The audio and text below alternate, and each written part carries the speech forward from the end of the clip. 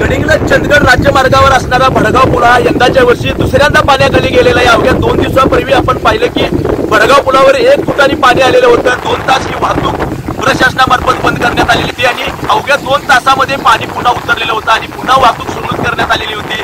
पावसाचं देखील प्रमाण हे कमी आलेलं होतं, पाणी पातळी ही कमी झालेली होती, त्यामुळे हिरण्यकेशीचं जे पाणी होतं हे पाणी कमी झालेलं होतं। पण आज आपण पाहतोय की 12:30च्या दरम्यान या पुलावर पाणी आलेलं आहे।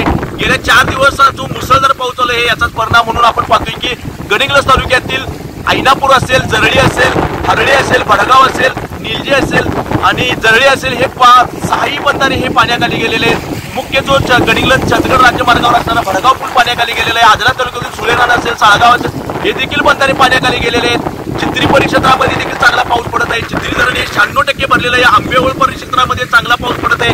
आंबेओळ धरण हे 100% भरलेलं आहे। तसेच गडिंग्लज तालुक्यातील 2 तलाव हे भरलेले आहेत। गडिंग्लज तालुक्यातील अजून 4 तलाव हे भरण्याच्या प्रतीक्षेत आहे। तर एकंदरीत पाहिलं तर आजरा आंबोली परिक्षेत्रामध्ये जो जोरदार पाऊस चालू आहे 2600 मिलीमीटर पावसाची आजपर्यंत नोंद झालेली आहे। गडिंग्लज परिक्षेत्रामध्ये 1100 मिलीमीटर पावसाची नोंद झालेली आहे। चित्री परिक्षेत्रामध्ये 1900च्या जवळपास मिलीमीटर पावसाची नोंद झालेली आहे आणि आंबोली, आजरा, गडिंग्लज आणि चित्री परिक्षेत्रामध्ये जो पाऊस चालू आहे या पावसाचा परिणाम म्हणून या हिरण्यकेशीच्या या पात्रातून 1600 क्युसेक्सनी विसर्ग होताना दिसत आहे आणि त्याचाच परिणाम या भडगाव पुलावर पाणी आलेलं आहे आणि बाकी 5 बंधाऱ्यावर देखील पाणी आलेलं आहे। अशीच परिस्थिती राहिली तर पूर परिस्थिती निर्माण होऊ शकते। गडिंग्लज येथील नदीवेस परिसरामध्ये पूर येऊ शकतो, धोका निर्माण होऊ शकतो। आपण जर गेल्या 8-10 दिवसापासून पडत असलेला पाऊस हा बघितला तर ही अशी परिस्थिती आहे।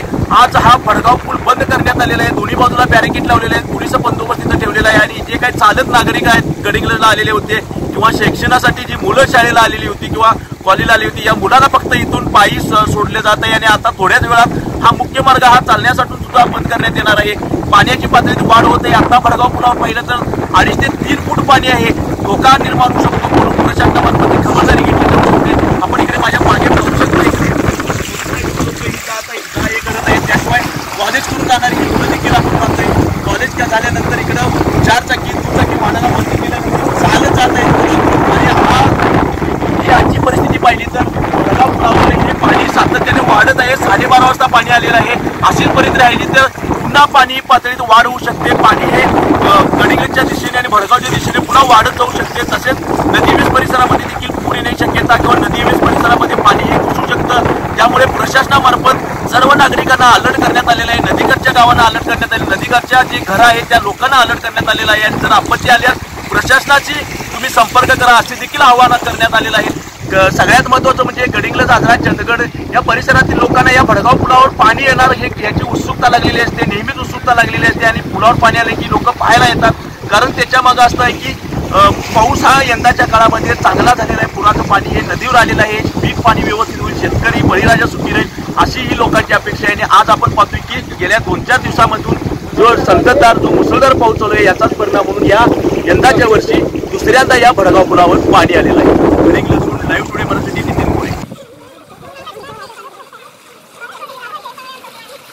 मैं खतरी आता